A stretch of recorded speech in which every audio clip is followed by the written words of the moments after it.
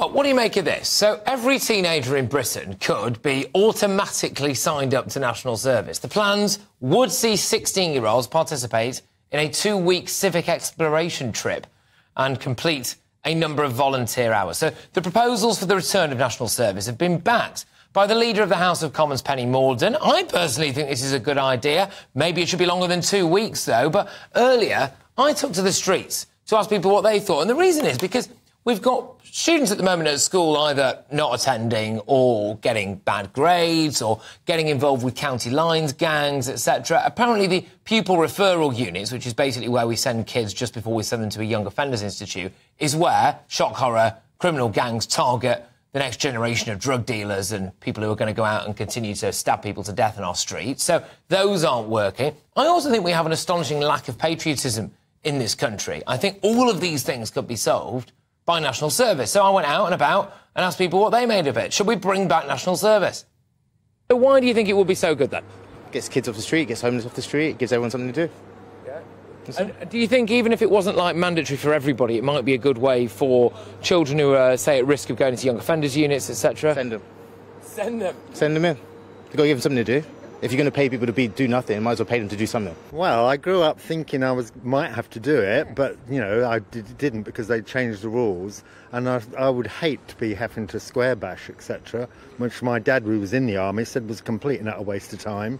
So, no, I wouldn't be in favour of it. You're not in favour? You don't think it might instill a little bit of discipline or national pride into people? Yeah, probably it could, but that could be done by other ways. OK. What other ways would you do it? Because there's a lot of children at the moment who are slipping through the net in school. A lot of people feel as well as though there isn't enough patriotism around. Yeah, I would agree with that. But, I mean, I was in the Scouts and, you know, went to church. Maybe we should be investing in those sorts of things instead. I think it would be very complicated. Just because people have like a range of backgrounds and situations, I don't think it should be mandatory. I think it could be optional. I think it genuinely depends on the home situation and what the issue is there, because maybe structure and discipline isn't the way forward. It might be in therapy. Would you have done national service? I would have loved to. Yeah. I think I was very bored in my teens. It would have provided a good outlet for my home situation.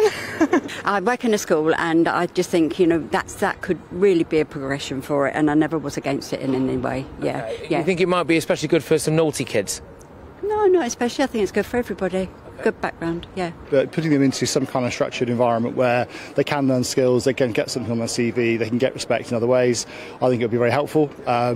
When I talk about national service, it doesn't necessarily have to be armed forces. You know, there are plenty of services like the police service or others that they could also participate in. So I'm not signing up to people sending children into war, but I do think there are other useful services that the nation could benefit from for those that may be struggling to get employment. You know, can actually go into that sector instead, get a decent salary, and get some self-confidence from it as well. Well, there we go. The people have spoken. But the scheme was proposed by conservative think tank Onward. And I am joined now by Francois Valentin, senior researcher at Onward. So, would you do national service? Well, thank you so much for having me on, Patrick. I think fundamentally the idea we are defending in Onward is about having shared experiences for young people all across the country, giving them an outlet to build a sense of belonging and community that we know they are craving for. Again, I think we need to clarify this would not be military service. Early on, you had someone saying the army would have no use for those people. That's absolutely right. We would be focusing on having a civic scheme, which would be focused on building skills, on community work. And, you know, this would be a 2-week residential phase with a part-time, year-long community work on the second phase. And I think the questions you asked, the people you met were good, very representative of the UK as a whole. It is a immensely popular idea. We've got 57% of respondents backing the idea of national service.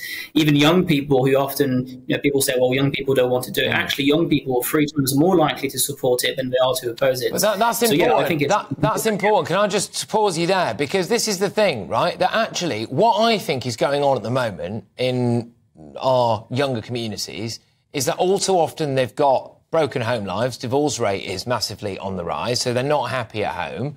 and they go to school and they're being made to study subjects that have no interest or practical use for them whatsoever, so they're bored, and then they can go out on the streets and there's a ready supply of drugs and probably cash as well, and we end up with the ongoing stabathon that we have in this country at the moment and the total breakdown of law and order. I think what children want is to actually have practical skills and to be infused, and something like national service would be great for them, and it would make them more inclined to actually like this country as well. So in our report, we kind of identified the three main issues that young people were faced, and we call them unskilled, unhappy, and unmoored. Unskilled, as you said, there's a kind of gap between what young people learn and the skills they need in the workplace. A lot of those skills are not, academic skills. They are soft skills. They are confidence. And both employers and young people are telling us that there's a gap between what they have and what they would need. On the unhappy front, there is a huge surge in mental health crises. I think the number of referrals to mental health issues has surged to 1.1 million. And again, there's a sense of patriotism which is also waning, and young people themselves feel less patriotic than previous generations. Yeah, exactly that. And at the very least, what we would end up with, instead of children being made to sit through yet another physics class or yet another whatever else, they would actually be able to go, look, OK, maybe I didn't do hugely well academically at school, but what you will be able to see is a reference here from the person who helped me to do some national service, and I excelled at this particular thing. Maybe it would make me more inclined to go and be an engineer or a mechanic or have some of the practical trades that we actually need, I think. 2 weeks doesn't sound like long enough, though, I think. I think it's got to be at least 2 years, hasn't it? So I'll pick you up on the first part. You're absolutely right. We've looked at plenty of international studies, international experiences with some kind of civic scheme, and the value for money is usually fantastic. For every pound you put in, you get 2 to 3 to 4 to 5 back. For the returns, usually very positive. The kids are really happy to have gone through it. Employability increases markedly. So on all those metrics, the feedback we're getting is very positive. We settled on 2 weeks rather than 2 years because I think 2 years for everyone would be very costly and very hard to implement. The logistical feasibility of it would be very tricky. That said, we would be encouraging people who want to take a step further to do 1 year of optional service, which would allow them to continue and become real leaders in that space. Fantastic stuff. I think it's a tremendous idea, and I think our politicians will be mad not to actually enact this. Francois Valentin, senior researcher at Onward. Look, I think this could be a fantastic catchment zone for those children who, people can see it coming a mile off, are going to end up on the streets in a load of trouble with a criminal record. This is the kind of thing that we need to be doing. And as he said there, the evidence suggests that those children actually want to do it as well.